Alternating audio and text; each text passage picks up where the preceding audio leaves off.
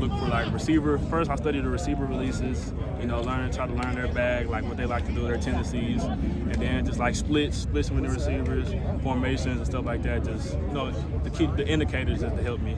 And then what about like when you're looking at yourself or maybe other teammates? Myself, when I'm looking at myself, just my technique, just make sure my technique is, always sound. I try to be a technician. That's what I've been working on this offseason, trying to become a perfect technician. How does that kind of approach to film maybe has evolved or changed as you adapt to the college level? Yeah, definitely. You watch definitely more film. In high school, you can kind of get away with it, you kind of get away with it, just rely on talent, but in college, everybody's elite, so you got to come out here and watch film and know what you're doing when it comes down on the field. It's kind of like studying for a test. Yeah, it's kind of like studying for a test, like you said, but what about like some of the techniques that maybe you picked up or some things that are like different as you watch film now? Like, just learning, especially learning from other guys, you can learn their techniques and see what they do in certain situations and maybe you put it into your own game. Just, everybody just, learn from each other. Who's one guy that you like to watch or make sure you kind of pick up on stuff? Ed Woods, that's my guy. He a real technician. I love his technique. Especially like after his press technique, I be trying to pick up on his technique. What about his press technique kind of stands out to you? His patience at the line. He just sits there. He's the same person every time. Don't let the receiver. He's the same person every time. Whatever the receiver does doesn't matter. Like he does his job every time. Why is that something that you kind of like look at? Is that an area that you feel like you improved on, or is it just kind of like an interest? What's kind of the thought process behind it? Just, I can always improve on anything I feel like, but it does definitely just trying to perfect the press. That's one of the major things of being a cornerback, especially because you got to be able to play press technique and play man coverage perfectly. Cool. Thanks, Keith. Thank you. Good seeing you. Yeah. All right, Keith. So I've talked to a couple of your teammates today, and they're talking really heavily about the little things and the small details. Yeah. What are those little things and small details that are going to get you guys to the next level? Preaching the little things, just communication, physicality, forcing turnovers, trying to strip at the ball, like little things like that. Just I feel like it's going to help us take our defense to the next level the second year. For you, looking at those little things, is there anything specifically to you that you've really this is the thing that I want to get better at this spring? Just playing physical, playing fast, like as I do. Just always room for improvement though. So always being coachable. Just learning from your coaches and listening and taking coaching.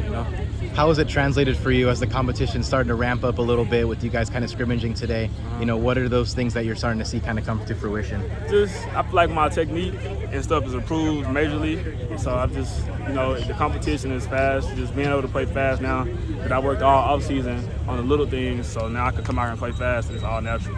What's the competition been like with the receivers? You guys are kind of going back and forth, in the one-on-ones and the 7-on-7 and, the team periods. What has that been like for you and pushing you? It's definitely all love with the receivers. It's good work every day. We coming out here, pushing each other, making each other better each and every day so we could be great. Again, I was talking to some of your teammates about, it's just kind of the upper half leadership like Ed and like Shamari, and then you're still considered one of the younger guys as much playing time as you've gotten. Yeah. What's that balance like between kind of the older guys and the younger guys, and you guys just all trying to get better together? Yeah, they be joking with me saying I'm still young, but I've been taking the lead. I've been leading a lot this off season. I've been working on my leadership. So just coming out here, just even though I'm being young, like taking the younger guys like Rodney, Tony, and Chris, just leading them, helping them when they need help. So I'm just embracing that role. When you guys talk about communication, what has the communication been like, because you guys are so interchangeable and you guys have been rotating so much, between maybe it looks like 3 groups. Yeah, just the communication, just, we've been preaching that a lot. Just communicate, be verbal. When we watch the film, we want to be animated and see us, making certain calls and stuff like that. So that's all it is, just being communicated so we can all play with confidence and fast. That year 1 to year 2 jump with Coach Carrington and Coach Ward and how hands-on they are with you guys, what has that been like to experience still? Just great. Year 2 is going to be crazy, man. Just, coming in, year 1, learning, growing mentally and physically, just knowing, figuring out the college vibe, and now that I got it, it's going to be great.